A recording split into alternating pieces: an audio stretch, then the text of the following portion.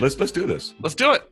Hey, welcome to Beers with Nigel. I am Nigel, and next to me, what's your title this week? His title changes. Yeah, we change it every. I'm that guy. He's that guy. On the show tonight, it is nighttime. Whether you're listening or not, doesn't matter. We are recording at 7:12. Yeah, I might have been a little bit late. Sorry, Pete. We've got Pete Dulin in the house. He's kind of a Renaissance guy, author, chef, beer guy, wine guy. I'm probably missing some things. Welcome to the show, dude. Appreciate you coming on. Thanks for having me. It's good to be here. So it's funny. We were talking about guests last week, and I was like, well, here's my list. And I had Pete on first on the list. Then I go to Transparent. And who's sitting at the bar? Pete. I'm like, are you free? He's like, yeah, I'm free. It was meant to be. I told him the stars aligned. You sent me a list. Like, here's 6 people for guests. Who should I call? I'm like, yes. All of them. He's like, all of them. Just line them up, man. Let's go. See, Pete got to see the shit show of me ordering what I thought was going to be the Nigel flight tasters that were 8-ounce beers. Which we at Transparent last weekend. Right. It's official now. That is the Nigel flight. That's stupid. No, don't do it. Like half pours of all the beers. Yeah. It was. Yeah. I didn't get through them, but that would have been a bad idea. Dude next to us that day did. Yeah, there were quite a few. They said they sold quite a few of those. Yeah. So, hell, Pete, you spent some time with those folks, the newest brewery in Kansas City. What was your impression? I really like the space at Transparent. It's a great location, easy to get to, and it's just got a really good vibe in there. Very comfy and casual. I like the setup where they have Transparent Brewing, and then within the same building, they also have the Chive Cafe and Market, so you can get a bite to eat and a beer in the same space. Yeah. That food was great too, by the way. Yeah. Yeah, so good. Unfortunately, the people who came on Saturday for the grand opening, they get the full frontal. You got a real plate and you got a cloth napkin. That's not what they did for the grand opening for obvious reasons, but nonetheless, the food is really good. Before we get into who you are, Pete, we made the mistake of not bringing any drinking beers, and you have a beer. What are you drinking? I'm drinking a beer from Sand Hills Brewing. It's their Sandpiper. Okay. It is a sour saison aged in oak barrels with pawpaw.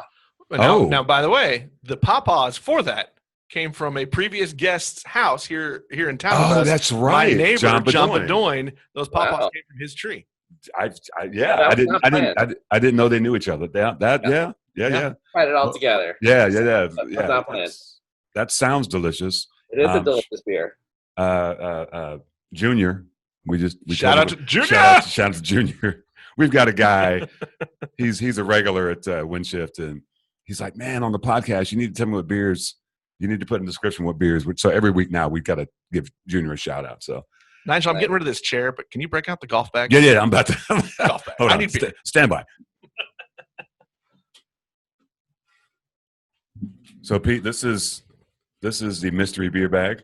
Oh, okay. Shout out to Tony Medina. He procured this bag from what golf course? I'm guessing that looks Crackerneck to me, the old Independence course. So it's the mystery beer bag now. So what do we got? Drum roll. There's some juice in there. I don't want juice. You take, Daddy. Brown Daddy, paper I don't bag. Want the juice boxes. Look at that brown paper bag. Ooh, this is the we're special starting one. with some heft. Yeah. What do we got? Let's do this. It truly is no mystery beer. I don't know what this is. I also don't have an opener. Yeah, you do. You don't have one on the keychain? No. God, we're the worst podcasters ever. I would give you mine, but I can't pass. Virtually. Right. I can walk out there and get one. Will this work? You went to college. I don't think this is. Nope. Yeah, you can do it. Look at you. Nope.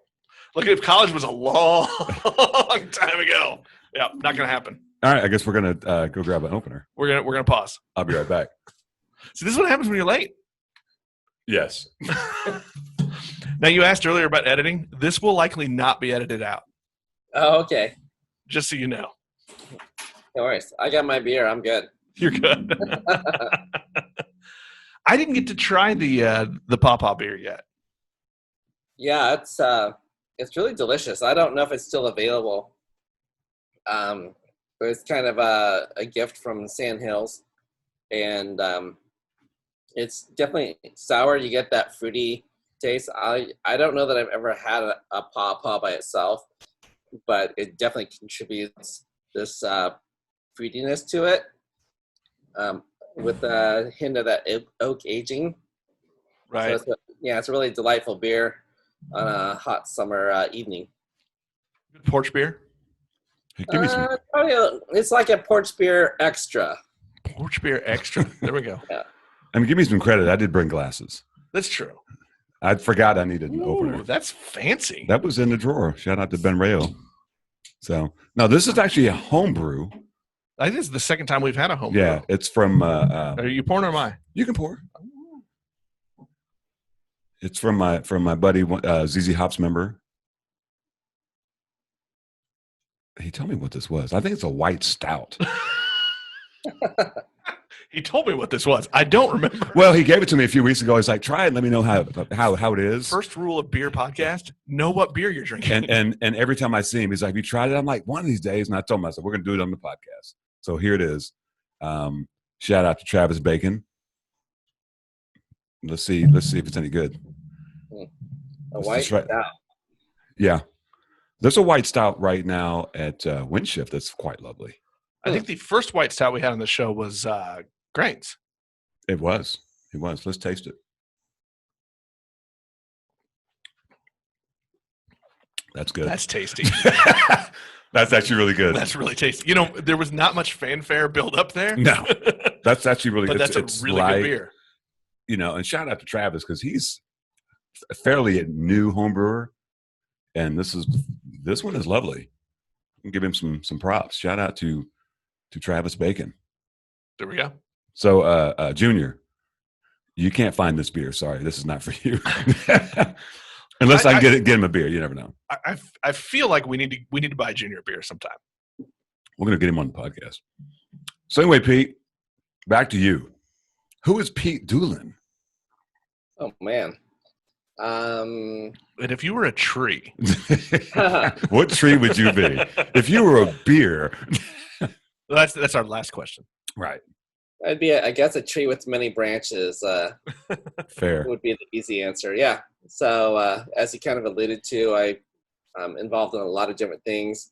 I guess for the purposes of this podcast, first and foremost, I'm a craft beer drinker. I love and support craft beer and craft brewing.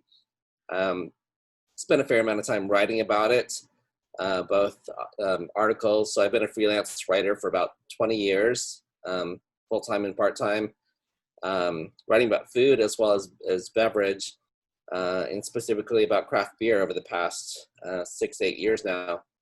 And then published a few books along the way too. So tell us about these books. Is it 3? 4 technically. 3 of them are alcohol related. So the most recent book, I just happened to have a copy. Have one ready. Shameless plug. Yeah. So I don't know if you can see that. Oh yeah, we can see it. But, Expedition of Thirst. So this is a regional, a travel guide to regional wineries, breweries, and distilleries in the eastern half of Kansas, the western half of Missouri. So it covers about 150 businesses. This was a lot of fun to research, to drive out and to try all these beers, wines, and spirits. Do some taste testing. yeah, just a little bit. But you know, I was my own driver, so I was responsible too. But yeah, so that was the most recent book. Prior to that, I did a book called Kansas City Beer. It was a history of brewing in Kansas City. I remember that one. Yeah. Going from like the late 1800s up to present day. And then some people know me through Casey Ale Trail, which is the first book that I did about craft beer that came out in 2014 that I self-published. So what was that one? Yeah, tell us about that book. Yep. So Casey Ale Trail, it was self-published, and this was kind of early into the craft brewing scene in Kansas City.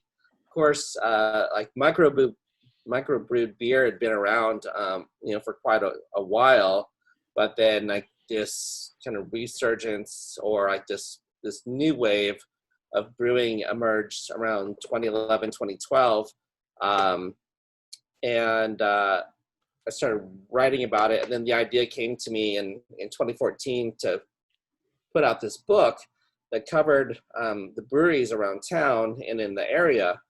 2014 was the 25th anniversary of Boulevard Brewing at the time. Right. So that was partially my motivation to cover that brewery, and then also a survey of what else was around at the time. So I covered breweries in Kansas City, Lawrence, Topeka, Springfield, and Manhattan, Kansas. So there was, I think, like maybe 23, 25 breweries in that book at the time across those 5 cities. Of course, now in Kansas City alone, there's more than 25 breweries in the greater metro area. Right. Has the bulk of your writing been in the beer and alcohol arena? I mean, you said you've been freelancing for 20 years now. Actually, most of it's been revolves around food writing and food journalism. I've written about a lot of different other topics, from business and finance to art and music as well. But my first love is food and like culinary journalism. And then as an outgrowth of that, the writing about craft beer, again, over the past 6 or 8 years, especially as new breweries have opened up. With the whole kind of foodie movement, there's been a lot of people that have kind of jumped in and like, oh, I'm a food writer, I'm a food photographer, I'm a foodie. So that space has gotten kind of crowded, and I saw writing about beer as a way to further distinguish myself, and publishing the book Casey Ale Trail kind of gave me a leg up and helped me create this space where people recognize that I don't know that I was an authority necessarily, but I was out there to represent local businesses and craft brewing and tell their stories. I think the word is influencer. Well, that's I know. You probably despise he that probably word. doesn't like that word since he's sticking to the journalist word too. So yeah, it's hard to meld those two together. So Pete, yeah, there's a big difference. Yeah. I mean, and I don't need to delve into it a lot. I'm perfectly fine with you getting journalist snobby. I'm okay with that. I'm just giving you shit, man. I mean, there is a distinction. That I was like, I mean, if Absolutely. you're a journalist, like you're on staff, then like one, you're paid by the organization, like you follow their rules and their code of conduct, etc. I mean, if you're a freelancer, you have a little bit more wiggle room, but you're still kind of you're paid to do a job and to still follow standards there, and you're edited, etc. If you're an influencer, it's like the Wild West. Like you can do whatever you want, and YouTube there's star. nobody. Right. Yeah. So, and I mean, there are some influencers that put the work in, but they're not really held to any standards either. Right. So, what we ask this question if everybody comes on here, because we debate, when did the word craft come about? I'm old enough. This might be the guy to answer that question finally. Because back in the day it was called premium, right? yeah. So what do you remember being your first thing? You were like, oh, this is good beer, as opposed to what we might have drank in high school or college. You remember? Right. Well, I'm old enough to remember like craft beer. Like the predecessor to that was microbrewed beer. And microbrewing goes back to the 80s, at least in my memory. All the way back to Sierra Nevada, and like what they were doing with their pale ale, and all the beers that came kind of out of that era, from breweries that we've forgotten about, like Red Hook and right. New Belgium, etc. And like all of those beers. Why did you turn away? I'm sorry. Pete is so well spoken. I didn't want to just burp even in the middle of this conversation. I was like, I mean, I have some standards. Anyway, continue, sir. Anyways, yeah. So microbrewing was all the rage in the mid to late '80s, and then in the '90s there were so many people jumping into the market that didn't have the same standards of quality. That were just there to make a quick buck, and that kind of helped the market for microbrew beer crash because it was so inconsistent. And this is of course like locally the era of Boulevard Brewing started in 1989, and I think a lot of people that were established in the marketplace had to kind of pull back and reassess, like, what are we about as a brewery and as an industry during the 90s if they were going to survive. So jump forward a couple decades, and you have craft brewing that starts to emerge. And like one, I think, major factor is you have home brewers that have been practicing their craft all along. But then you had the internet come along in the 90s, and that helped people connect and communicate with each other and be able to learn from breweries and learn from each other. And to me, like, that was a big impetus for the craft movement to really grow. And then you had, this second wave of brewers start to come out and create beers. You can, Sierra Nevada and some of these others early on. And then to me, around, at least locally, around 2010 or so, breweries were starting to pop up and put out their beers, and that's when craft beer kind of took on a life of its own locally.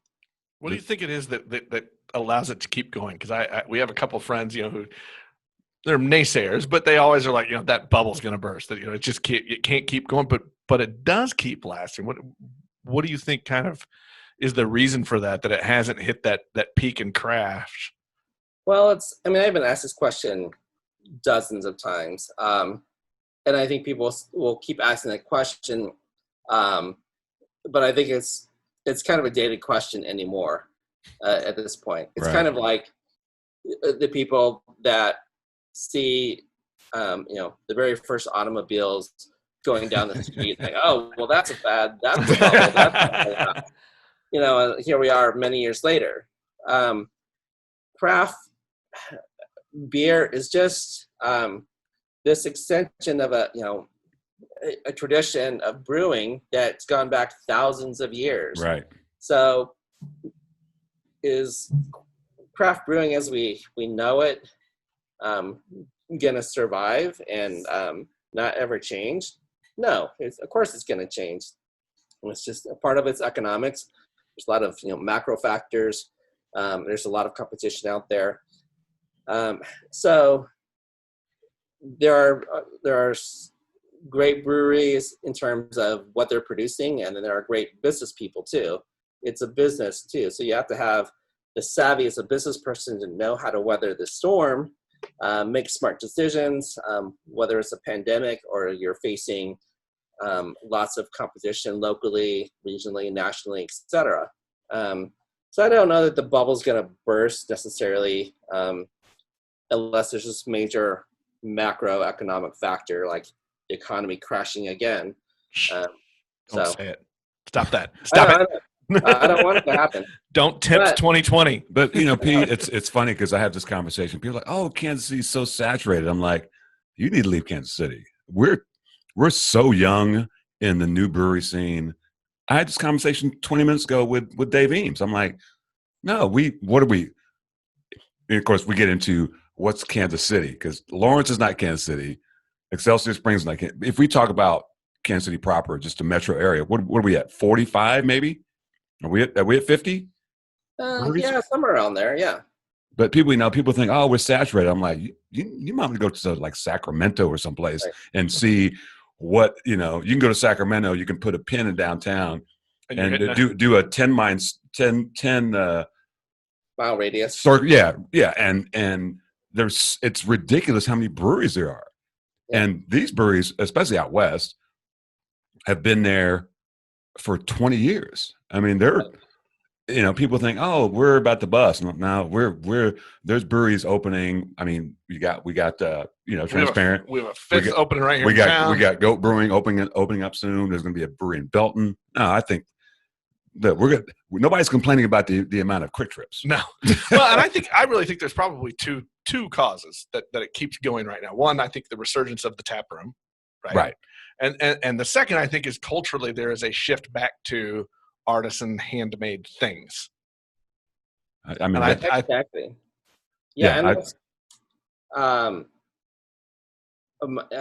I've made this comparison before, and I still kind of stand by it. I think the rise of craft brewing builds on an audience that is interested in a variety, a selection out there, and like heightened flavors and experiences. In the same way, it's piggybacked on food, and how food really over the past 20 years has grown and evolved to spawn the Food Network, and then celebrity chefs, and then foodies, and whether you think positively or negatively about that, the end result is that all these people are interested in food in a variety of ways. Probably a closer comparison is the specialty coffee market. So again, like you think back to the 90s, like the very first days of Starbucks and Seattle's Best Coffee, and how specialty coffee has grown and evolved in waves, to where you have these different iterations and coffee shops reinventing themselves and getting into single estate coffees and these hybrids. Craft brewing has really kind of mirrored that path as well. So I think that there's plenty of room for growth. There's plenty of room for more people to get into the market and define themselves. It's more competitive now than 5 years ago. So, but I think, me as a beer drinker, something new. I mean, obviously, craft beer is still very narrow. It's not, most people don't drink craft beer. But if something pops up, if I'm in another city or something like that, same way with restaurants. If there's a new restaurant, I'm like, yeah, I should probably go try that. You know what I'm saying? Right. I mean, so, maybe I'm made for craft beer and being a foodie, I mean, but I think he hit on it. There is something to demand for a different experience, whether you're talking about restaurants, whether you're talking about coffee shops, whether you're talking about a brewery and a tap room. I think there are a lot of people, a big segment, that are wanting something different. They're not, look at the restaurants that are going down, right? I mean, we just saw Applebee's is shutting down another one up in the north part of Kansas City. But I mean, those type of things are struggling, but you're still seeing, we've got a new restaurant working on coming online here in our downtown area. Right. I mean, I think that just people are looking for a different kind of experience and a different kind of thing. I think part of that is that allure of more artisan craft things. Right. Yeah, people want to support local, and if the local place also delivers an experience, I mean, we all expect like good food, good drink, good service as a baseline. But if there's an experience there, whether it's the atmosphere or the owner and the staff and like what they bring to it, all the better. And if the craft beer is the quality's got to be good, or people aren't going to come back for it. But if there's stuff that appeals to the audience they're going after, then people are going to turn out and support it. Let me ask you this to touch on something you said. But it's not good. So, well, because it's quite a setup. Well, no, I mean, because I'm of the mind, I'll go to a brewery when they first open, and I'm not going to judge them based on that first time. When you go to a brewery and you're like, do you go back? Do you give them a second chance? Obviously, I feel like you're the type of person, but like, they're getting their feet under them. What's your thoughts when that happens? You go someplace, that's not that great. Maybe I should wait 6 months. Well, yeah, and it's a fair question, and it's a really good question. I think people are too quick to judge. Yes. And on top of that, they're too quick to want to share their opinion. And that's part of the democratization Social media, of, yeah. yes, of social media. It's like, everybody has the chance to broadcast their opinion from one person to many. And it's fair game. But there's a difference between, Joe beer drinker, Jane beer drinker going in and giving their snap analysis versus, a critic or somebody that's going to put more thought into it and take into consideration all these other factors. And myself personally, if I'm writing about a place as a freelance writer, then I'm not really going in to critique. I'm going in to report and to share information. Who are they? What's the setup? What does it look like? What are the beers they offer? I don't report. I don't offer my personal critique of is the beer good or not, because that's not my role there. Personally, like when I go into a new brewery, I'm going to find things that I like and that I don't like, no matter where I go, whether it's emerging or established. If it's emerging, if they ask for my opinion, I'm going to give them my honest opinion, and they can take it or leave it, and that's fine. But I'm going to also kind of reserve judgment until I can come back 6 months later or however long, because I want them to succeed. I want them to grow and develop. And part of that is getting the feedback loop, getting that input from customers about what you like and don't like, what sells best. And it's probably going to change and improve over time. Or not. Or not. Well, if it doesn't, then that takes care of itself. Well, I mean, this has been my experience, and I'm not going to name names. I've gone to a grand opening, and somebody's been really good or really bad, and I've gone back, and the bad one has gotten better, and the good one has gotten worse. So, as we all know, brewing, it's like cooking. You can fuck it up a lot of ways. True, absolutely. And this, kind of goes back to a point I alluded to earlier, was that, there's the brewing side of it, which if you're dedicated, you get the feedback, you're working your craft, like you can improve on it.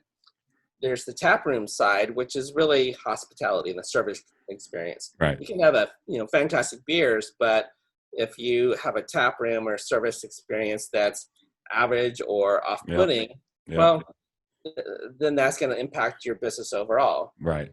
And if you mismanage the business by making poor decisions or, with the supply or the hours that you have, or, any number of factors, then that can impact the brewery as well. And I can think of a brewery or two where the beers were all right, nothing to rave about, but I would go back there for the beers, but the service or the attitude of the ownership was a real turnoff. And there are plenty of other options where I can get beer of equal quality, if not better, and I don't have to deal with, these service issues or, this attitude as a business owner. Yeah, there's a bar downtown Lee Summit here that the service is terrible, but the owners are awesome, and somehow that works. Yes. You can be at the bar and try. One of my buddies, shout out to Tony at Windshift, he ordered a Coke and a Guinness. He didn't get one of each; they combined them. We were like, "Oh wow, is that a new invention?" Here's the follow up. Did he drink it? He was going to, but then Lynn, we were laughing about it, and somehow it got knocked over. So there's that. Wow. You had said earlier when we were talking about kind of the factors of why people go, and you were talking about experience and those things. I want to ask a little bit because I think it fits into what you do. I think the other thing people go for is people like a good story. Yeah, absolutely. Do you? And this can go back to that influencer versus reporter, right? Do you think you kind of play a role in that too, though, as you're traveling around and telling the stories of these places?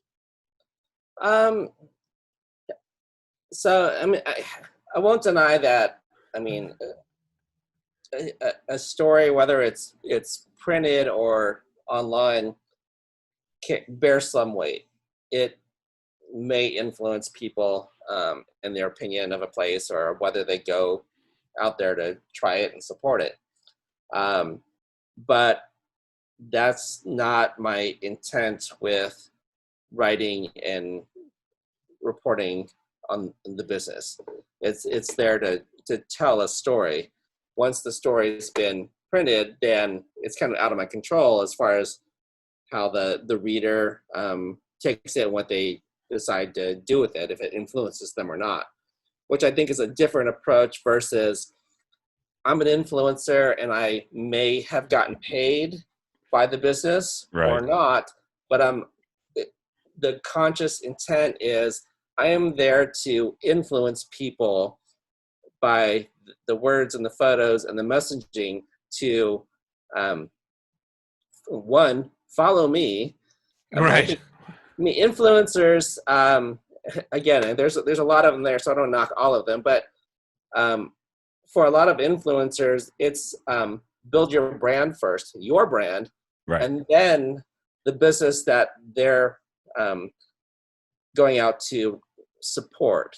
At the same time, though, you like a good story. I mean, as a writer, as a reporter, you're Absolutely. looking for a good story. And when you go into it, and so I guess I really wasn't asking about like, are you trying to be the influencer? But I mean, is there a role in that kind of creating that whole circle experience? Like people look for a good story, and if you can tell that good story, if you find that good story to write, I mean, that's kind of part of that world, right? That Yeah, sphere. absolutely. I mean, it's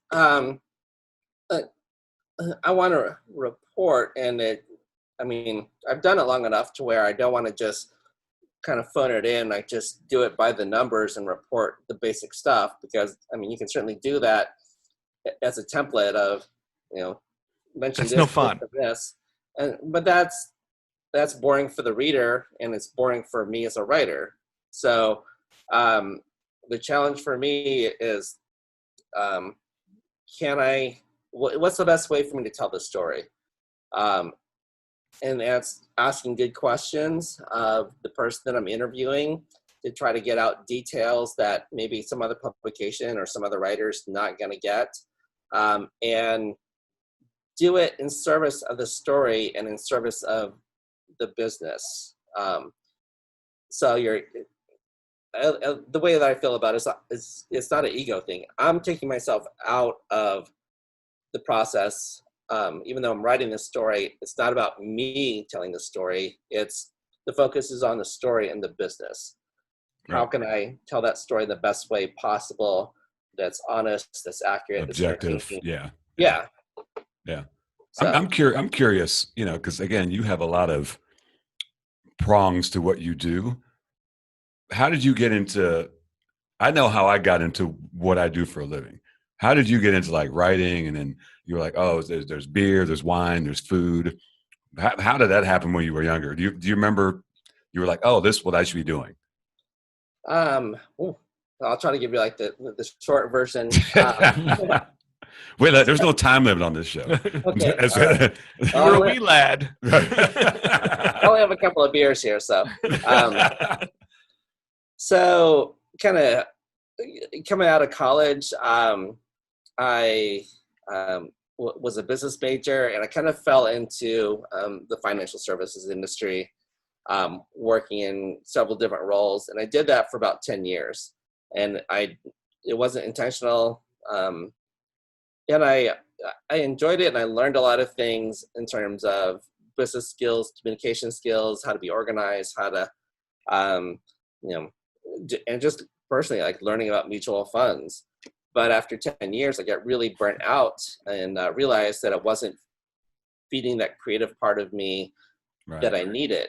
And it didn't matter how much money I'm making, how good the benefits were, to stay in that field if I wasn't happy. So I started doing some research, and just kind of a personal inventory of like, what am I passionate about? What do I care about? Right. It came down to food, writing, and travel.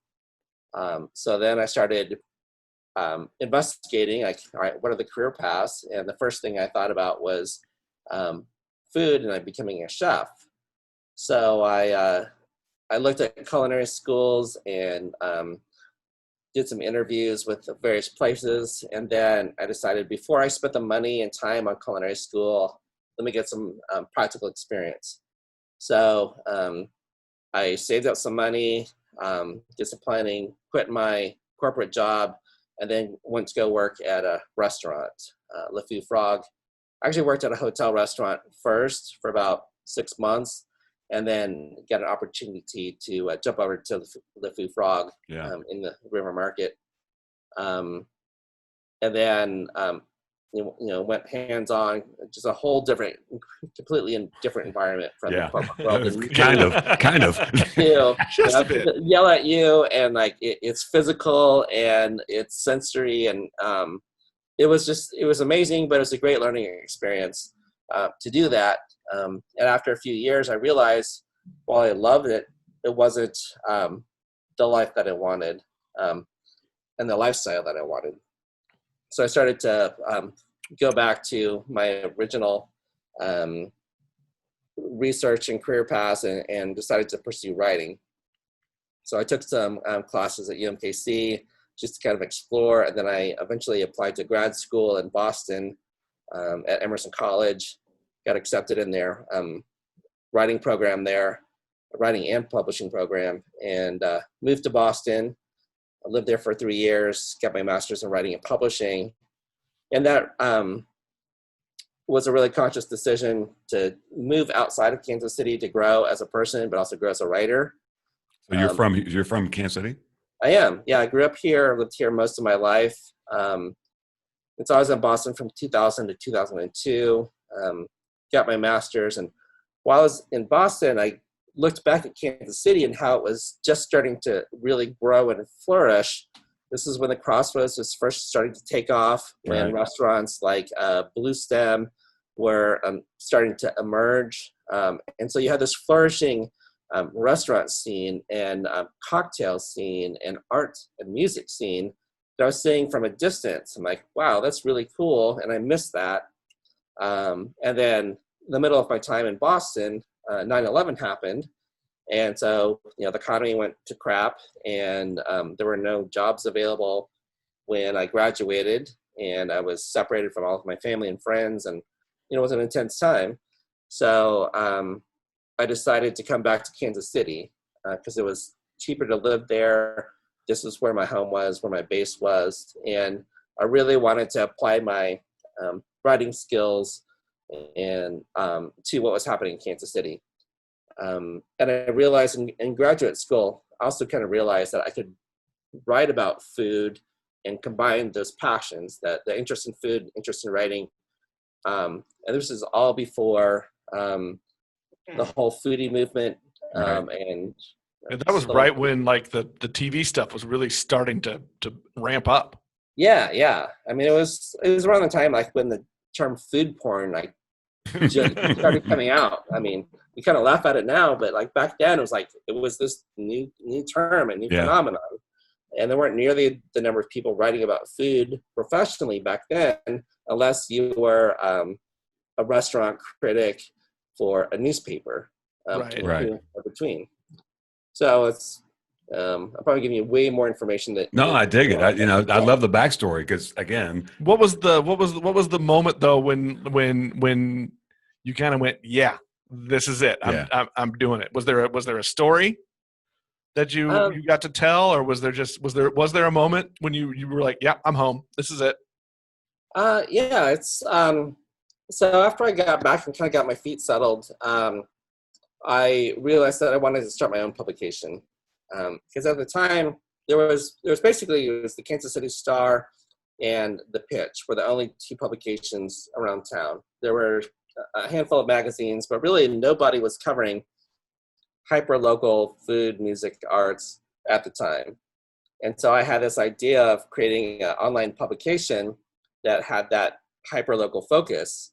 And this is, again, like way before the whole support local movement came around. So I started a magazine called Present Magazine, It was online only, and it covered local food, music, and arts. And ran that business for about 7 years. And um, I like the act of like doing that and realizing that I'm doing what I love to do. I could tell stories, and I could tell stories in unique and original ways. Really opened my eyes. So, for example, like with Blue Stem, one of the first stories I wrote about them was based on me being in the kitchen and kind of shadowing the chef and the staff there for a day, and taking notes and asking questions, and then writing the story from the inside out. That's badass. In a way that like nobody else that. would ever think of doing. Yeah. Or I wish I was with you. I would have brought a camera. That would have been awesome. Yeah, it was a lot of fun. We should revisit that. Right.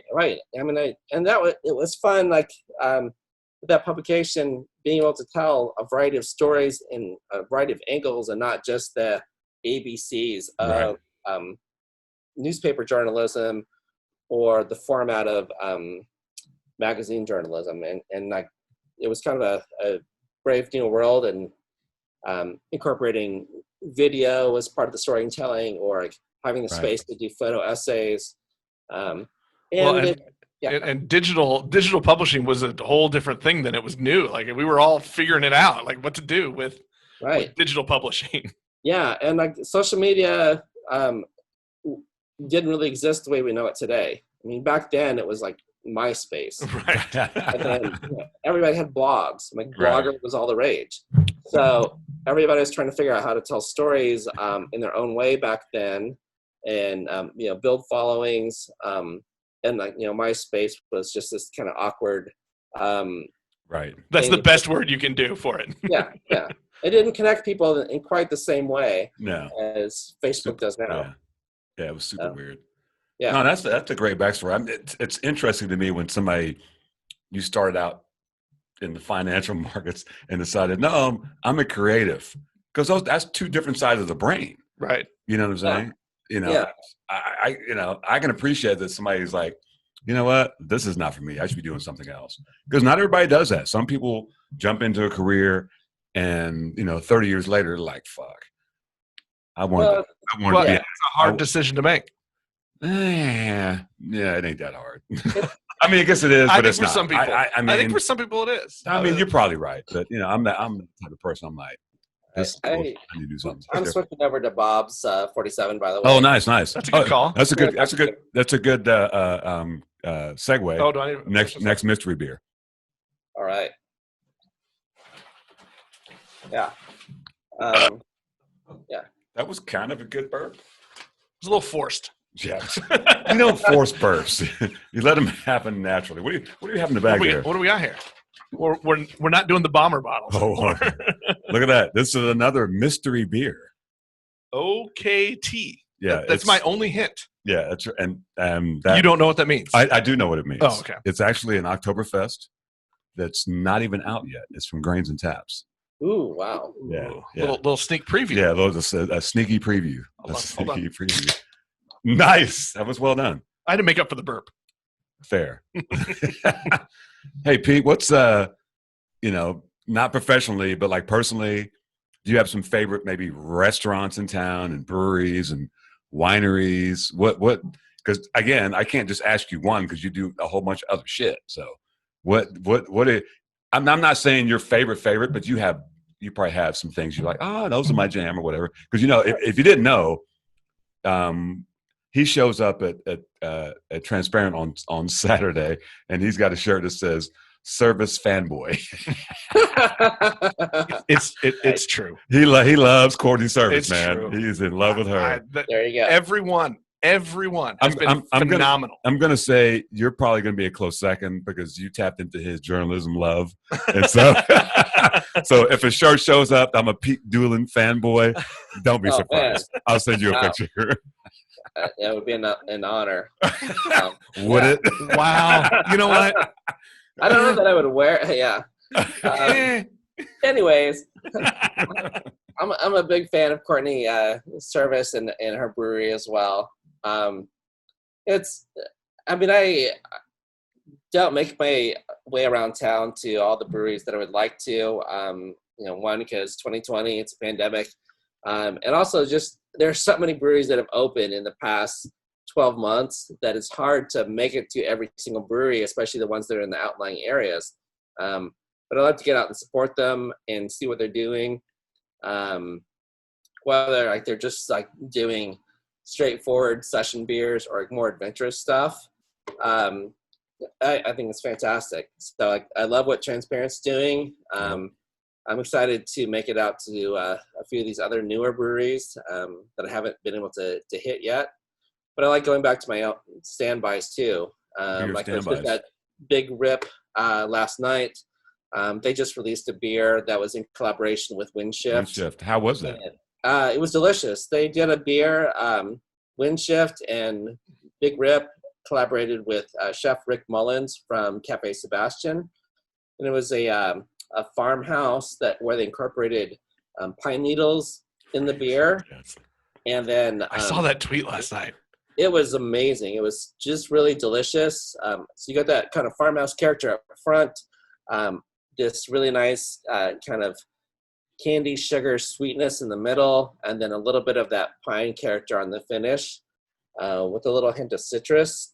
Wow. There's a lot of layers going on. It sounds amazing. Well, let me ask you this, because it is a little unfair to say, out of all of them that you go to, what are some favorite? What are like taste wise? Kind of what are you looking for? What do you really want to sit down and like style and grab? Yeah, like styles and flavor profiles.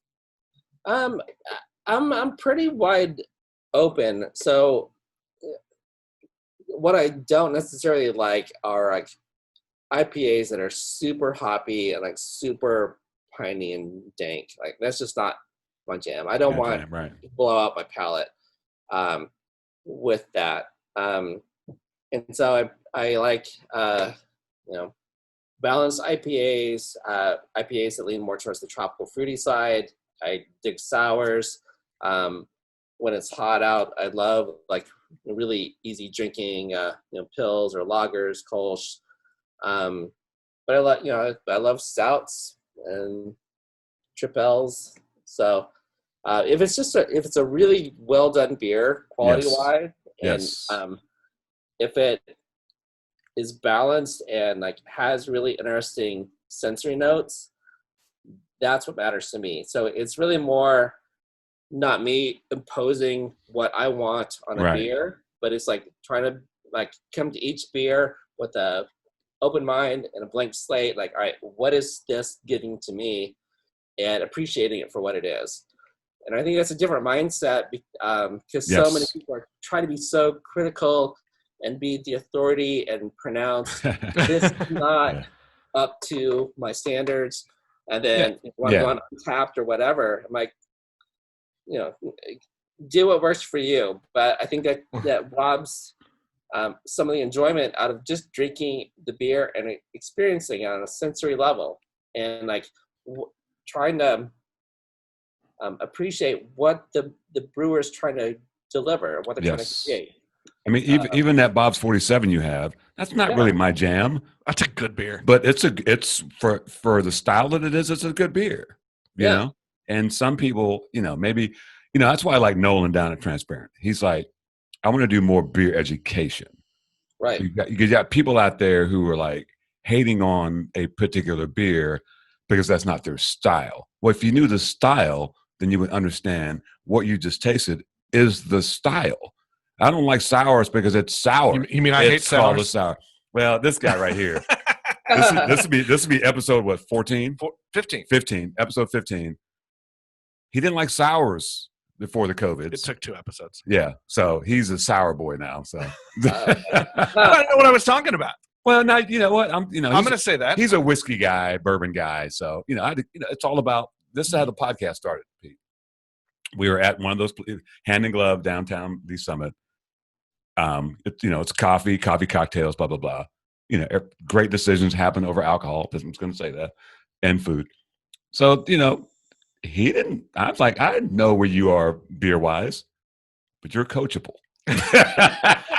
Really, here's how it happened. Nigel came to me and he says, I got shit I want to talk about. That's true. That was his pitch. Full stop. There was nothing else to it. Did you use full stop like you're British? Really? Is that a British thing? Yes, that's a British thing. They don't say period. They say full stop. Bloody hell. Bloody It's hell. the 19th century. No, that's not actually. Growing up in Okay. England, we said full stop. We didn't say period. I didn't know period till we got over here. Huh. 1977. Absolutely. I was 2. Wow. You were 2 in 1977? Yeah. Well, sucks to be you. Pete, let's take a turn on this conversation. Sure. You're a man about town. You've been writing and thinking about the beer community. We always talk about diversity. You probably know that Des Jones just became the first. She became the assistant brewer at Torn Label. Torn Label, which is, as far as we know, is the first person of color to ever be Professional brewer in Kansas City. Yeah, much less a female. So, we always talk about how we can make it more diverse. I don't know. What have you ever, does that cross your mind when you go into tap rooms? You're like, that's pretty white. It's, it's not a conscious observation, but it's a fair one, and I think, but I think it's diversified too. I mean, honestly, if I were to do a survey, or if I would have compared photographs of craft beer drinkers at beer station or some of the early tap rooms in 2010 or 2012 versus 2019, I think it would be very different. I think it's more gender balanced.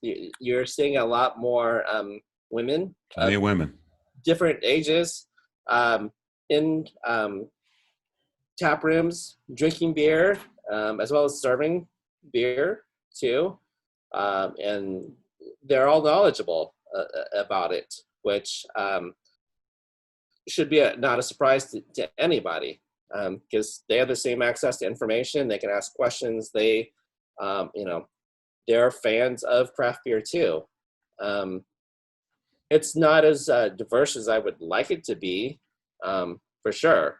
And I think that's, partially a reflection of Kansas City has a lot more diversity than I think most people realize. Yes. Most people don't see it because a lot of people are stuck in the suburbs. Yep. They're stuck in the bubble of their lives. Very true. And then you take that subset of craft brewing and all right, who are the people turning out for craft beer and going to openings and these events? And it's a much smaller group. You have the online craft beer fans, and then you have the people that are actually going to turn up and show up, which is a smaller subset or bubble. And you recognize those faces. You see the same faces, and I love to see them, but they're not nearly enough. I would like to see more people. Yeah, some news folks. We've talked a lot, Nigel, before, and Pete in the show. There are a lot of there's a lot of women brewers now. Not a lot, but we've got four. Yep. And there are more and more women. Is it? I'm not sure the best way to ask this question, but is it easier to expand diversity through gender than it is race? Is that are those two different things? I think they're two different things. I think, again, I had this conversation, before I got here, and it's about an exposure thing. And I always go back to how I got into television news. I went on a field trip in the 6th grade to a TV studio. I'd watched TV before, but going and seeing behind the scenes, I was like, oh, there's more than one job than being just an anchor, right? So it's for me, it's exposure, because I got white friends, black friends, all the color of friends. And I got a few black friends who drink craft beer. I've got a lot of white friends who don't. It's exposure until I say, hey, Nick, this is a sour. You're probably going to hate it at first. I think that's part of it, is just people just don't know what it is. And and a lot of times it's right around the corner from your house. So. Right. I think there's a lot of micro factors that kind of go into who shows up at the tap room who is a fan of craft beer. And I think it's fair to say that there isn't as much diversity as there could be. And I think that's a goal we can always strive for, broadening that audience for craft beer, no matter what your background is, race, gender, color, etc. And on, in the industry, whether you're brewing or serving or your ownership, to help support those opportunities for growth too. And I think there's a long way to go, and we can always show up and create opportunities to support people that have that interest. It's as far as like diversity with craft brewing, people that want to be brewers, people of color. I personally, don't know that many. I don't know anybody, honestly, outside of maybe one person that would have an interest in becoming a professional brewer. But that's like my very narrow, like personal experience. Right. So it's, as a profession, I would love to see more people of color become professional brewers.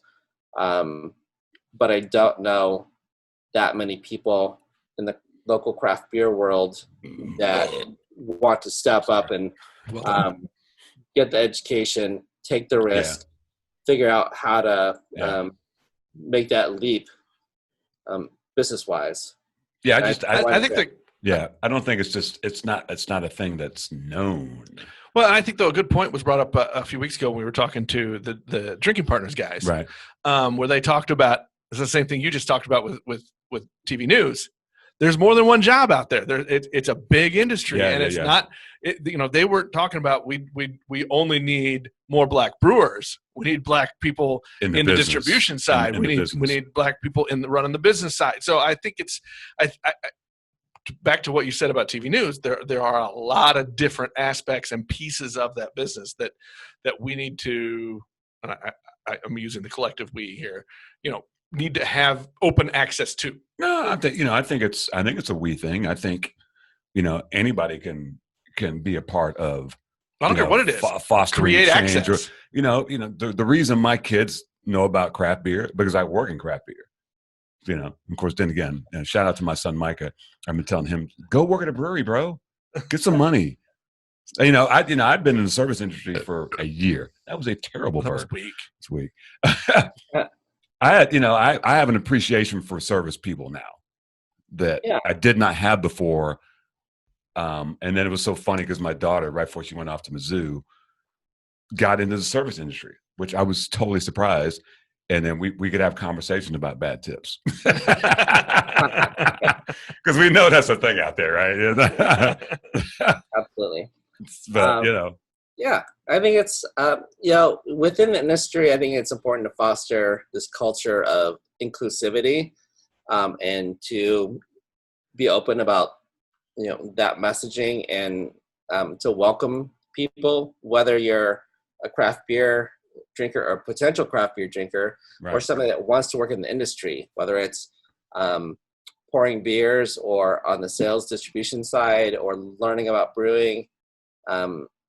So that, that's what can be done within the industry. And then, creating education events or outreach events. Yes. So that people that may have a interest or may not even realize it, can show up, have some beers, socialize, have a good time, and then start those conversations, because you never know where they can lead.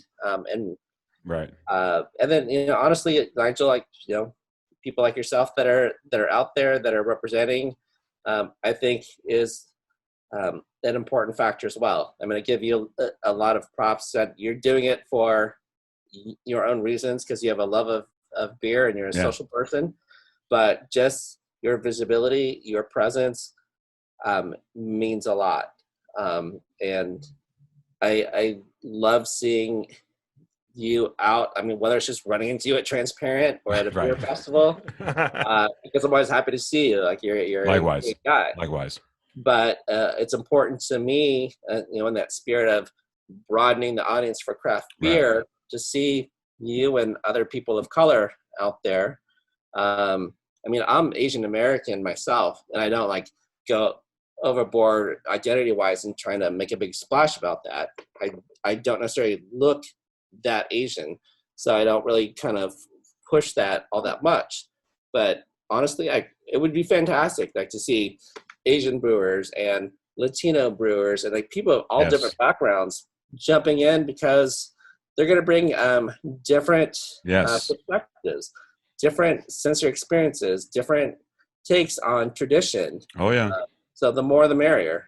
Absolutely. Well, and the nice thing here, at least in our area where we are right here too, we have several that are from the LGBT community as well.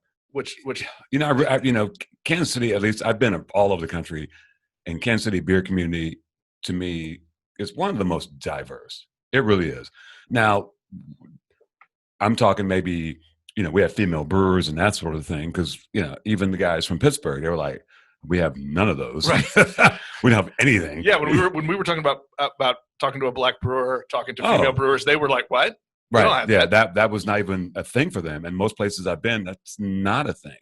But again, I appreciate the love, but you're right. I'm not in it for any sort of purpose. I'm like, well, this why shouldn't it be diverse? Why not? Everybody drinks beer. As I learned last year at Fresh Fest in Pittsburgh, Pennsylvania, Black people drink beer. I went to this beer festival. They did symposiums the day before the festival. I walked into a ballroom. It was 99% Black beer people, which I was fucking blown away. And they did a symposium. The first one was like, how do we make craft beer diverse, right? We took a break. Everybody went downstairs to the hotel bar. I got to meet all these amazing people. We go back up. Then they did a symposium. So you want to start a brewery? Here are all the Black people who have done it. So out of the 50 or 55 Black-owned breweries in the United States, they had 30 of them there. Wow. I was blown away because I had never seen that. Right. I know the Black community, the people who are in the beer community that are Black in Kansas City. It's probably 20 folks, maybe 25. That ballroom was 300 people from all over the country, from West Coast, East Coast. Granted, Atlanta has a lot of Black-owned breweries, but it's one of those things where I think the Midwest can be late adopters on some shit. Oh, totally, yeah. You know what I'm saying? Because we're so behind the curve on. Like I said, San Antonio has 14 breweries, and they're bigger than Kansas City. What the hell? I think we can look to the coast and see, they're doing this, that, and that, but we can forge our own way. And I think that's the plan, because I have a lot of buy-in from brewers around Kansas City who are like, whatever you want to do, we will do whatever. So fuck you, COVID. Because I had some plans, right? And now you can't get a group of people together. But, my goal, Pete, is to go into spaces where they don't traditionally get craft beer. And I've had commitments from breweries like, hey, we'll just give you the beer and you taste it. Because again, I keep going back to this reference or this example. Boulevard and Alma Mater, they're in a Latino area. They are. Yeah. And when I ask Nick Mater, I say this every time. I'm like, do you have anybody that comes in there that's Latin? Very rarely. Very rarely. Certainly he had nobody apply for a job there, because they're not half the time when I drive by Alma Mater, people don't even realize it's a brewery. Right. Because it's in that building, unless Yeah, it looks industrial. Yeah. So again, is it his job to do outreach? Maybe, maybe not. I don't know. But I think the answer is always yes. True. Whoever you're talking to, no matter what their role is it your job? Yes. But I mean, a place like that, even Boulevard. Generally, when I go in Boulevard, it's me and Ron Freeman, who works there. That's the only brothers in there. And then that's what I love about Kansas City. It's generally 65% women, which is fine. But I don't have a problem walking in there. But I do have some Black friends who will walk into a place where it's all white and not be comfortable. I don't give a rip. Flip side of that, I probably got some white friends who couldn't walk into a all black establishment and feel comfortable. So, you kind of have to take people where they are and, coach them up and be like, okay, this is a thing in Kansas City. But I don't think we're doing that enough to get enough people of whatever race into craft beer. Right. Exactly. So, it's a job, but I think it's doable because, again, the craft beer community is very welcoming and very open to that. So it is, I think, to an extent, and it's, Nick, you're, saying, absolutely, and I agree, but it's also like, if you're establishing a business and trying to get it up and running, and as a business owner, like, and you're opening a brewery, like, first and foremost, like, all right, make the best beer that you can, and then sell it to be profitable and be able to survive, which is probably going to suck up, 100 to 110% of your time early on. And so, yes, like, you do want that outreach as well, but like, maybe that comes a little bit later down the road. Right. Of course, from the get-go, if you have people knocking on your door, different races, different backgrounds, whatever, then hopefully you're open to that and welcoming too. But I think part of the conversation is, again, kind of like meeting people where they are. That goes to the business owner as well. Like, if you're just starting up and trying to get established, you're in a different position than Boulevard, that's been around for a long time and has different resources and different focus. But there are plenty of opportunities that could be taken to initiate that discussion, welcome people, create outreach, and I think that needs to be an ongoing effort at all different levels to make it happen. I think you're right. The ongoing at different levels, and I completely, as a small business owner, I can tell you, and you used to run a publication too, right?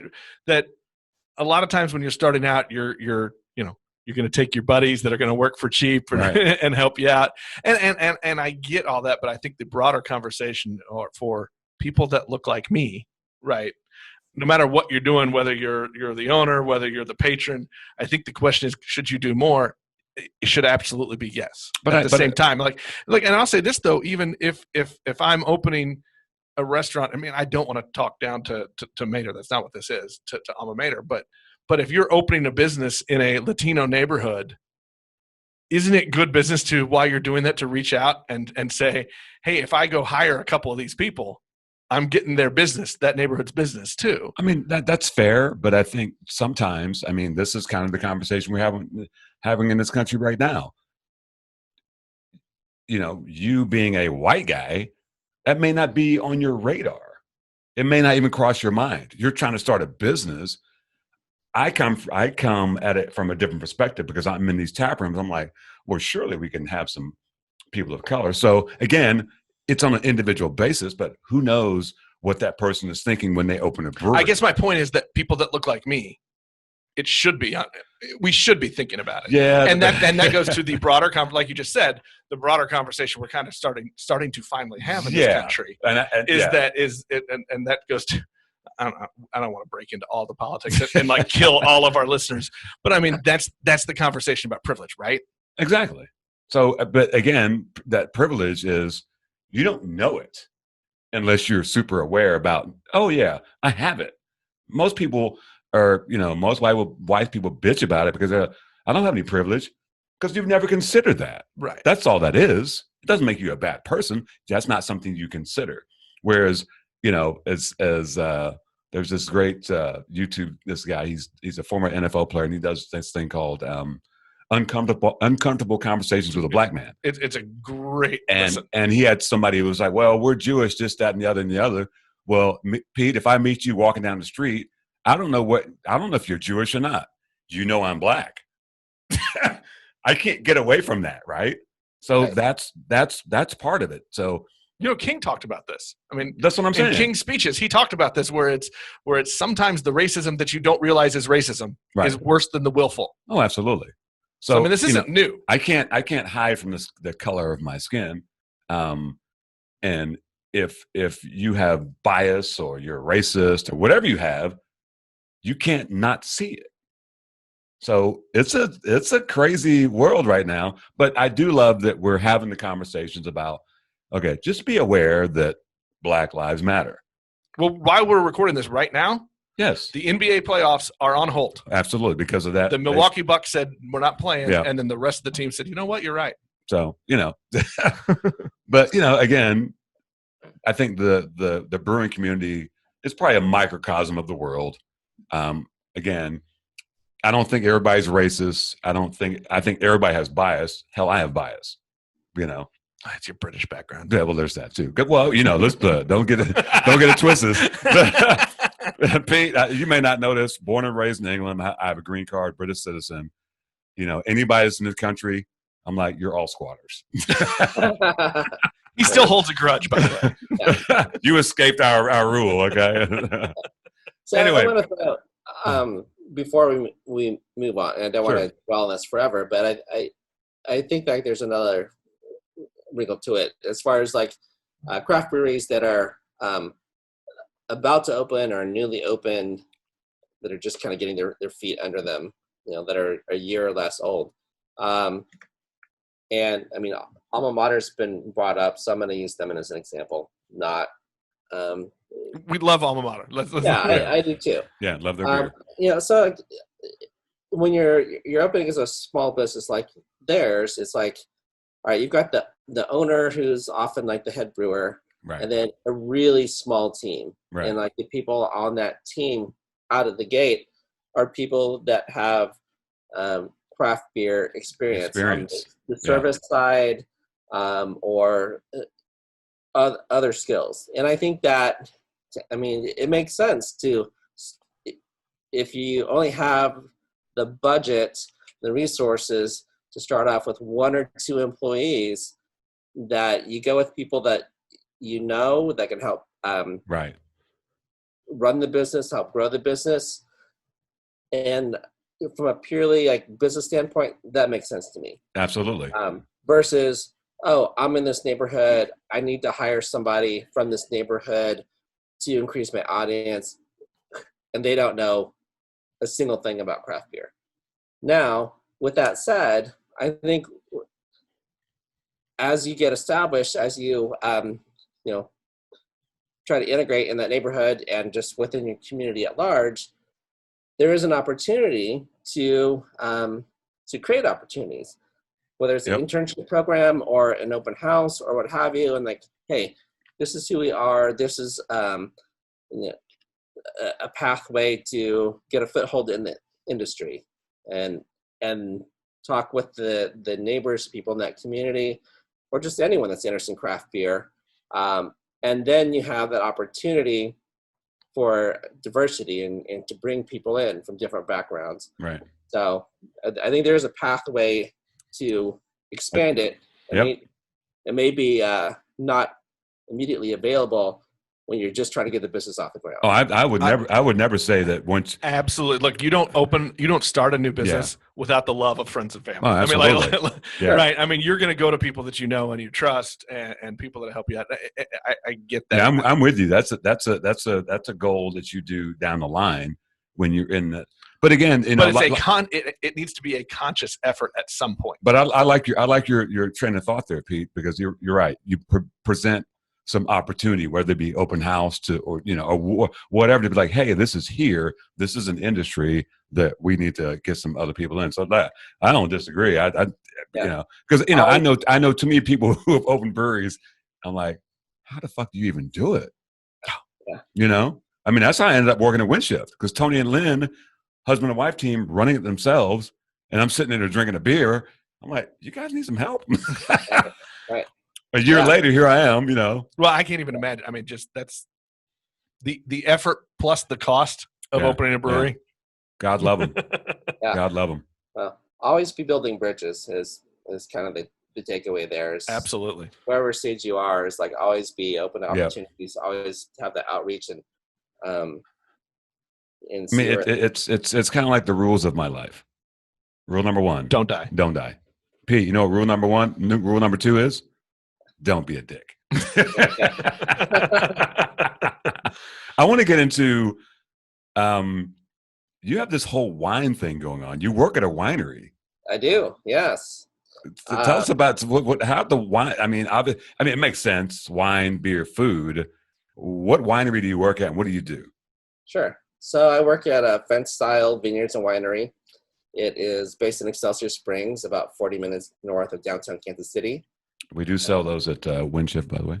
Yeah. It's so it was established in 2009. We've been around 11 years now, and so I started working there just over 3 years ago. And I found the winery when I was researching my book, Expedition of Thirst, the travel guidebook, because I tried to visit as many of the businesses in the book as possible. Went up there, met the owner, saw the space.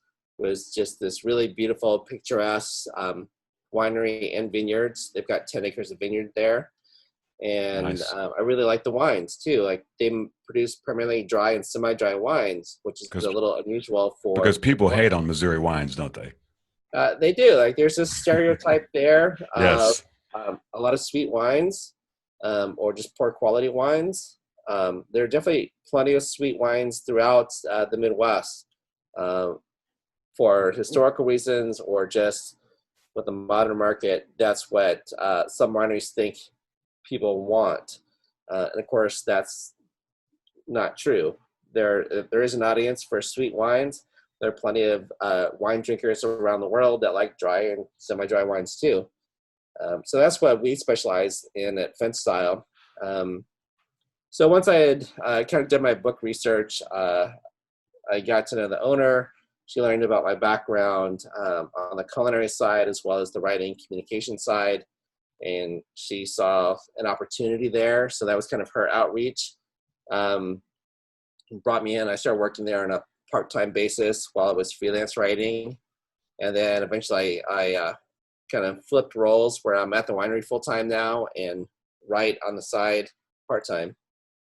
And I do, my title is like brand events manager, but it really kind of boils down to building brand relationships with retail and restaurants. Right. I work behind the bar on the weekends, Thursday through Sunday. I'm the chef there as well, so I incorporate my culinary skills. Wow. I do tours out there. We have 90-minute tours of our winery and wine caves. So I incorporate a lot of information about our wine, the terroir, little history as well. And then help out in the winery as needed when we're either bottling or doing production, and then help out in the vineyards, especially for harvest, which is coming up just around the corner. Your title doesn't cover everything, by the way. You might need to change that title. You might be Jamaican. Got 24 job men. Right, exactly. Yeah, so it's a variety of stuff, and I mean, I don't want to make it sound like I do everything there because I certainly don't.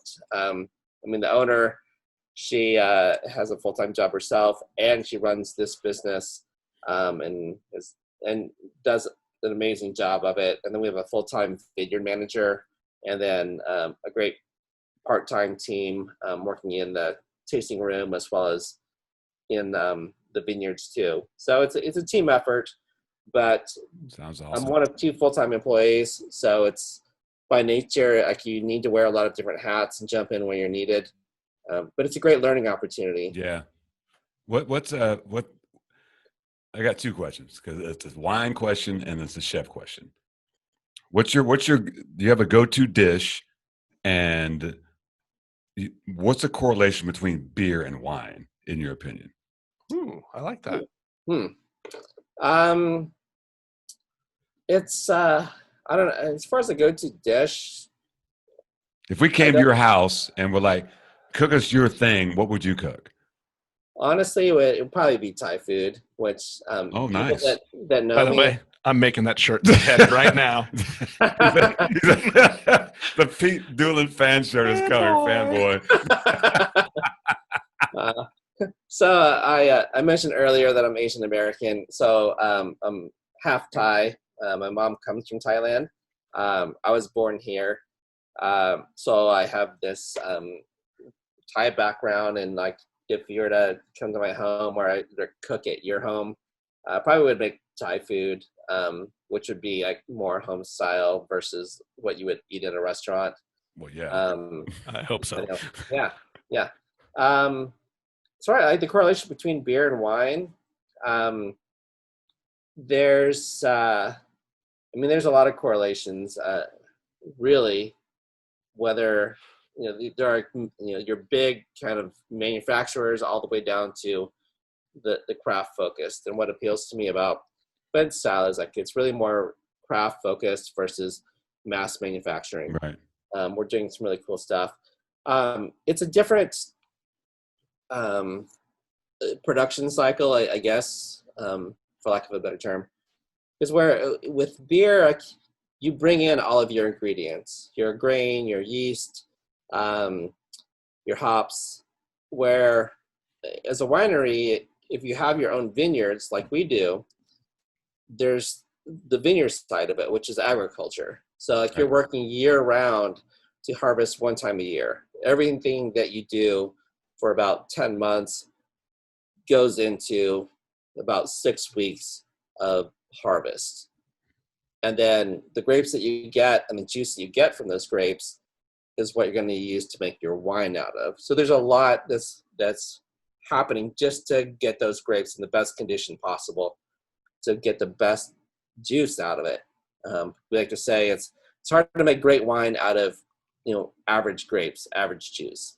Right. So there's the agricultural side of it, and then there's the production or manufacturing side of like making the wine, which is a craft unto itself, and that's where the owner comes in.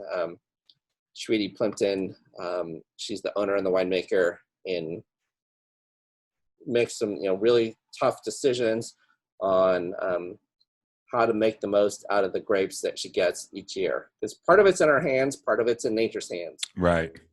And then once the wine's made, it's the hospitality and service side of it too. Selling the wine, welcoming people to your place. They seem like very different businesses. Well, yes and no. There are definitely differences there, because what brewery grows their own grain or grows their own hops? Right. None that I know of, unless like you're a really small craft place. Right. So, but when you get to like the other end of it, as far as like selling the beer or selling the wine, you have your tasting room experience or your tap room experience, and I think that's where there's a lot of correlation there.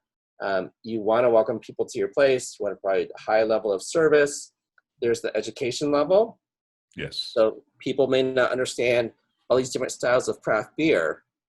Wine drinkers can come to your tasting room, like they don't know what this variety of grape is versus Cabernet Sauvignon that they're familiar with. So you have to meet them where they are. Do some education.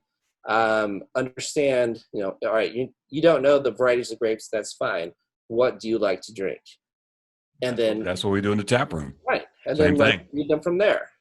And then it's really like getting them to find something they're going to enjoy, drink what you like what you drink, and then have a good time. Create this experience. And that goes back to the service, the setting, the whole environment. So it's not just about, do you like the wine or not? Do you like the beer or not? So do you like it because it was wet? Yeah. Yes, thank you. Right. Do you have a favorite wine, like a style? I I don't. It's kind of like craft beer. So I'm a pretty equal opportunity drinker. So it kind of depends on the time of year, the mood that I'm in. Am I having it with or without food? Hold on. Let's keep it real. Will you drink a stout in the summer? Sure, absolutely. Okay, good. Okay, good. No, you're good. Because there's people out there like, I can't drink a stout in the summer. I'm like, you're wrong. Yeah. If you pour Coke in it, I may not drink it, but that's only for Tony and Lynn. Just right. Yeah. Well, and I always say that if I like it, I don't care what time of year it is. I'm going to drink it. Yeah. Let's do a mystery beer. One more. It's not a brown paper bag. I don't know if I can do this. This kind of breaks tradition. I'm running out of brown paper bags. I gave you an extra one last week. Yeah. This is the creme of the night. Tiramisu white stout. It's another white stout. Who's this from? Windshift. Yeah. This is like we can say this pretty much about all the breweries around here, but nobody misses. I mean, I've had very few beers that are real misses. I mean, I like the style. I'm probably not going to bring you any misses. Well, that's true. I'm going to bring you some good shit. I want you to be. I don't want you to be like, no, I'm going back to bourbon. No, well, look, I will always love do my it. bourbon. Get it up there. Get it up there. I will always love my bourbon. Yeah, I know you will. Good job. So this particular beer, lovely sound. Is Tony's. I think it's his second white stout. It's ridiculous. It's so ridiculous. Have you had this one, Pete? I have. It's a delicious beer. Yeah, it's stupid. I literally when they put it on tap last Thursday, I think we went through like in a day, like 20 cases of it. Yeah, it's ridiculous. This is right up your alley.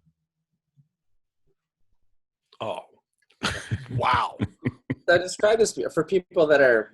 I don't describe beer. Like, no, let's try it. Let's I'm just going to tell you that. Pete, I like your style. Let's get I can a description. write, but I'm not going to describe beer. Words are hard, but you can do it. Come on, give us some.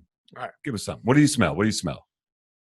Oh, there's definitely like some cocoa nibs in there. Fair.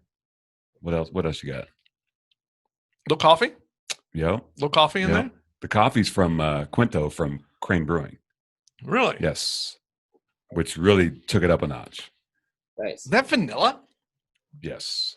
Look at him. He's got a little palate. All right, look, I might be one of those foodie people that he doesn't really like. Does the beer have any sweetness, or is it dry? No, it's got some sweet to it. I think the tiramisu name is pretty apropos. Okay. You're doing a good job. It's a dessert beer. I think I might have a tear coming down. Is it light-bodied, or is it like medium or full-bodied? I don't know what I'd give that one. I'm not going to answer that one. I got nothing on that. It's a medium bodied. Yeah. I mean, it's not light, but it's not heavy like a regular stout. So you're still getting the coffee and no, I really think everything you think of when you say tiramisu. That's the point. I mean, it is a perfect name. For this beer. Shout out to Tony. I mean, awesome. I know what these guys do when they try to come up with funky names and they try to be original, but rarely is it that kind of dead on as to this is what you're going to drink. I will say this about Tony, and I know he listens to this podcast, and I love that dude. None of this is a surprise. I've known him for, I think, 7 years, ZZ Hops. And he was, we would have the meetings. He was one of those guys. There's certain people, they would come to the meeting and bring their home brews. And we'd be like, oh, what did Tony bring? What did Mac bring? What did Sean bring? What did, you knew. Sean's not making it anymore. Sean who? At Diametric? Oh, okay. Sorry. I was thinking different Sean. What Sean you thinking? McCambridge. Yeah. Shout out to Sean McCambridge. He's a good brewer. He's a really good brewer. He was a good brewer. He's sort of family. Yeah. Oh, okay, right on. So, Pete, what's on the horizon for you? You're gonna write another book? What are you doing? What's going on in the mind of Pete Dulin? Let me ask it this way: Is there a story you're getting ready to tell? Can you tease us with something? You're working on? I was there for the story. Have you put that out yet? I did about transparent. Yeah. Yeah. So that's been out since last weekend when they opened up. Oh, so you put it out on the weekend. So where Yeah. for the people who don't know, where does your stuff end up? Um, Most of it right now is on Feast Magazine, so Gotcha. feastmagazine.com. So I did a story about transparent brewing, a separate story about the Chive Nice. Cafe, which is related. There's also a story about a new product from Boulevard. They're doing this collaboration with a distillery called Midnight Ritual, where they're taking unfiltered wheat before fermentation, and they shipped it up to this distillery, and I think it's in Iowa. I'd have to double check my story. And then it's foundry distilling, and Okay. they distilled the unfiltered wheat again, like just the wort, and then aged it in oak barrels, Oh shit. and they're getting ready to release it in September, and I can't wait to try it. Huh. Wow. That's That's a great one. Yeah, so you can I'll find be that story in curious. the magazine to get more details about it. Um, So and I'm then curious. I'm yeah, curious. Like you write for Feast, but I know several other people write for Feast. Is that a regional thing? How's that work? yeah. So Is it all it's freelancers? no, I mean they do have a staff there. So they're based in St. Louis. That's where they originated. In 2014, they expanded to become a regional publication. Gotcha. So they have writers in Kansas City, St. Louis, Springfield, and then it's a print magazine monthly, and then they have the online website and publish stories. Some that are based in St. Louis, some based in Kansas Right. City or mid Missouri. So they really kind of cover the region of the state of Missouri, a little bit of Kansas, a little bit of Illinois as well. Yeah, it's good reading generally. I really It's like good. it. But I'm glad you said that there's still a print because I thought I had heard somebody tell me that they were stopping the print product. No, So that's not good. knowledge. Yeah, they still come out on a monthly basis. It's a good resource for like what's happening in the area.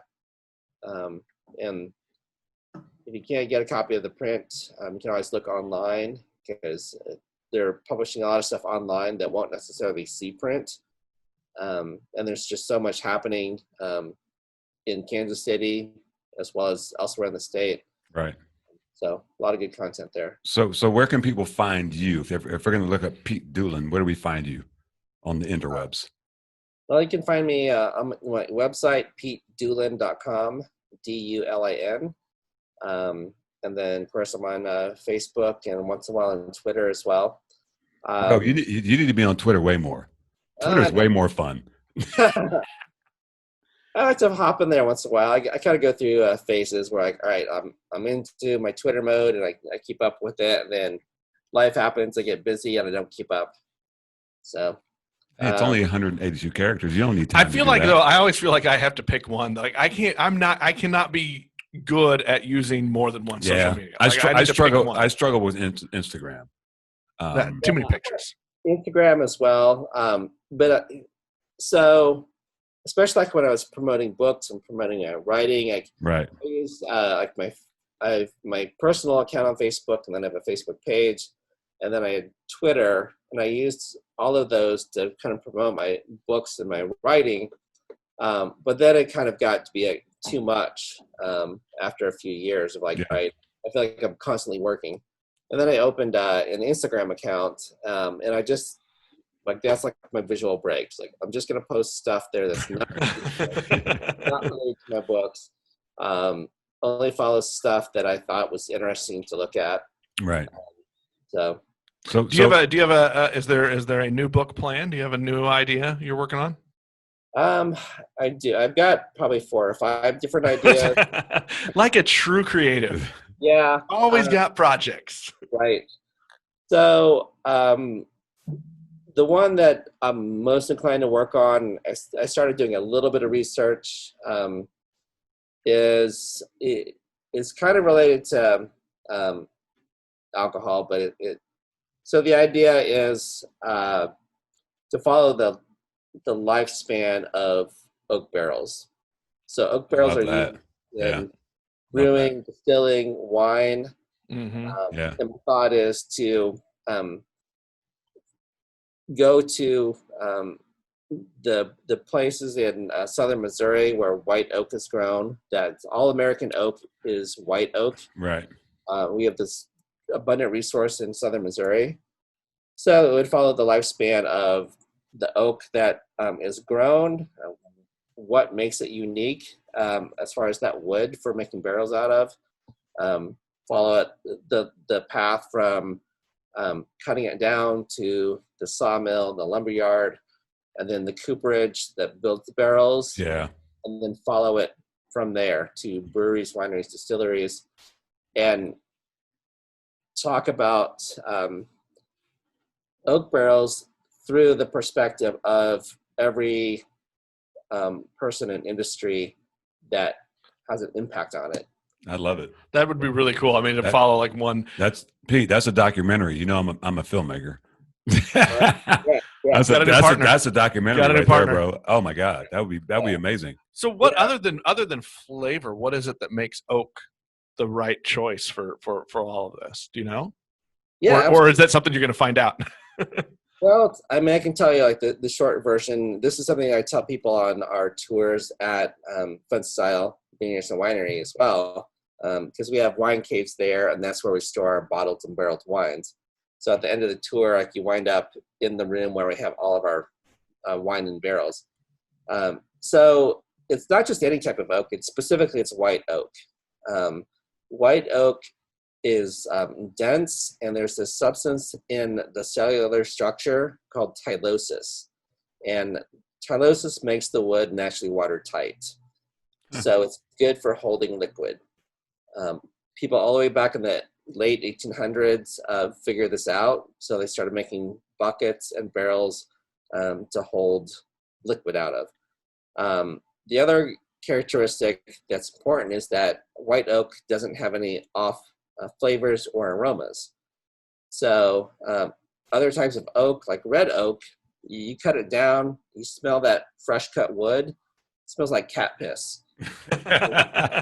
No way like you would want your whiskey or your beer or wine. That's okay. There's not Right.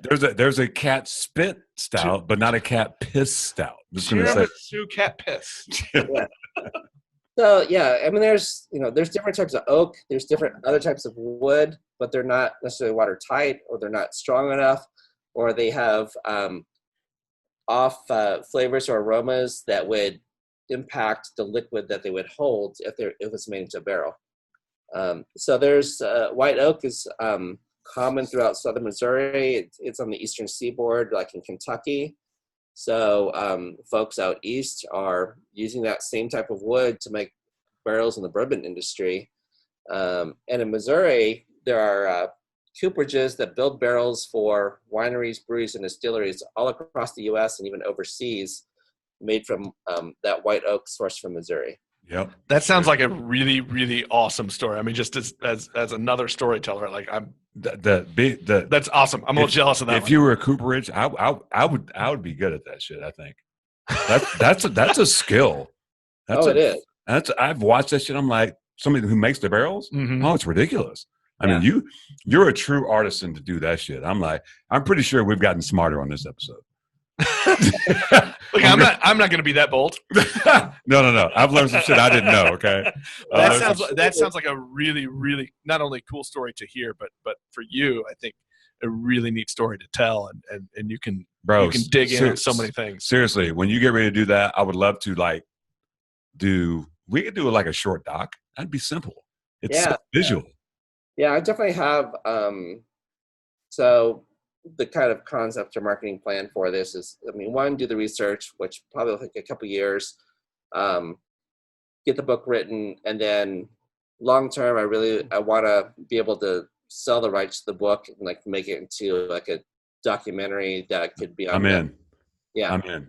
So thinking bigger. I'm in. That's that, because I just know how visual that would be. And the interviews of people who were in that process, they're passionate about that shit. Yeah. Talk So about story. You talk about storytelling.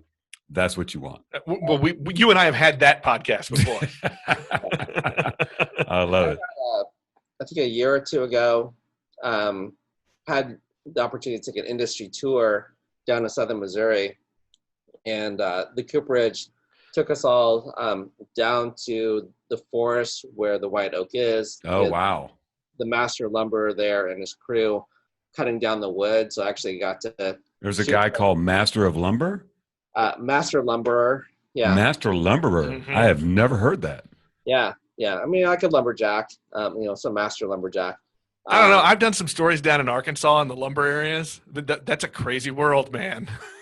It is. It is. Master Lumberer. Yeah. I mean, watching and listening and like why they select this particular tree on this slope of the hill, and just being able to read the lay of the land and like individual tree, like it was, a finger on your hand, was like amazing. And then they cut down the tree, and then like you can like read the rings and the growth and the lifespan of that tree. Was just fascinating. And then again, like taking it every single stage, like that wood goes off to the lumber yard, and then it gets broken down into planks, and then these staves, and then it aged. Yeah. There's so much tradition, but also science and craft, so it's very like kind of old world lumberjacking meets computer technology. But it's artisan at every step of the way. Yeah, it really is. And then building the barrels, like there's the basics of what you would expect, but then like how they can treat the wood with modern technology in so many different ways to produce these different flavor characteristics. It's mind-boggling.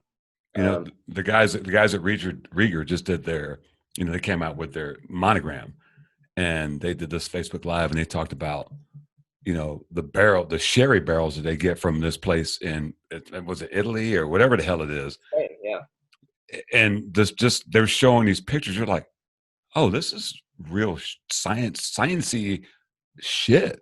I mean, because the barrels that they got from that winery in Italy that they have downtown Kansas City, they're 100 years old. Right. 100 years old.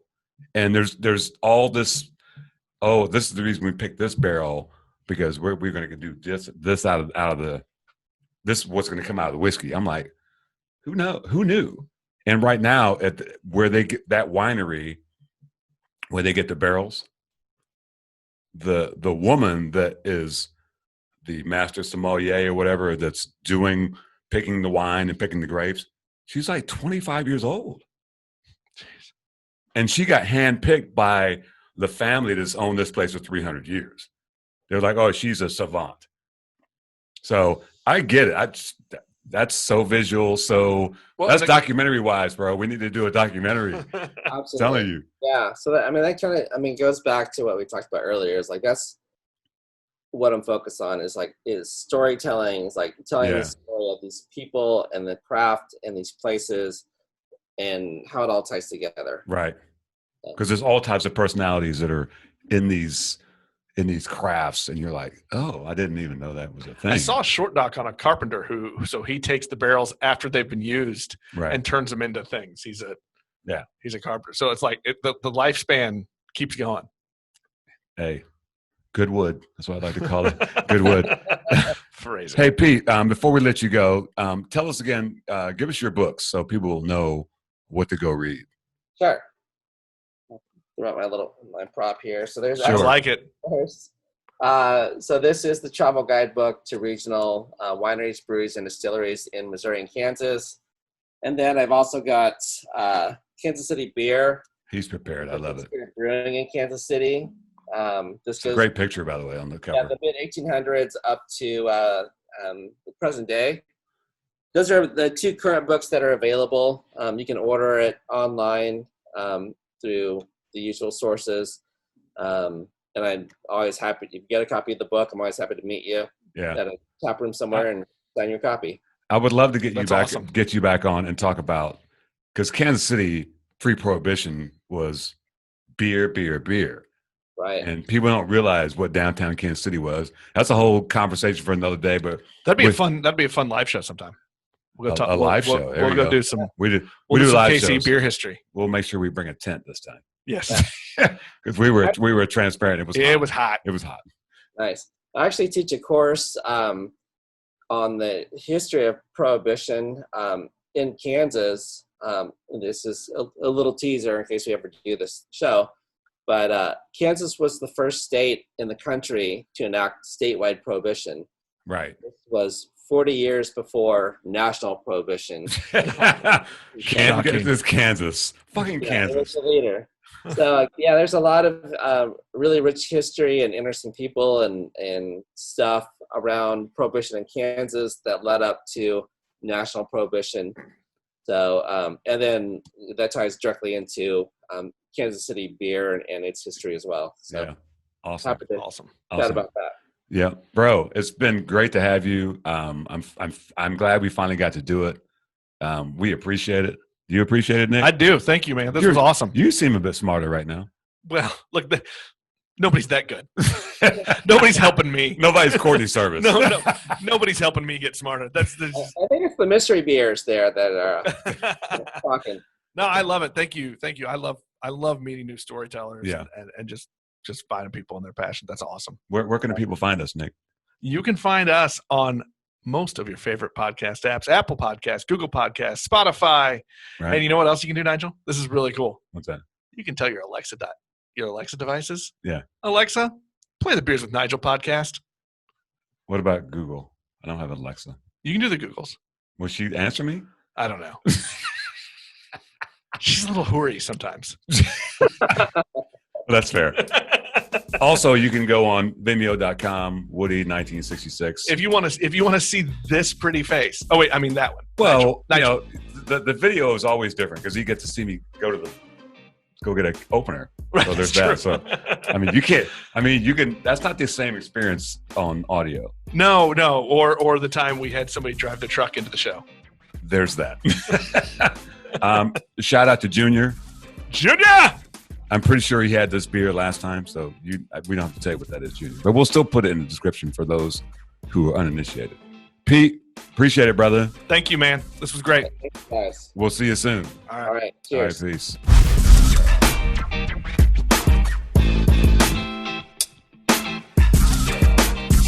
You have been listening to Beers with Nigel, a show about beer and other stuff, hosted by Nigel Woodbury and that other guy, Nick Parker.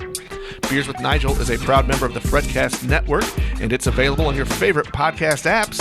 Connect with us on Facebook, Twitter, and Instagram at Beers with Nigel.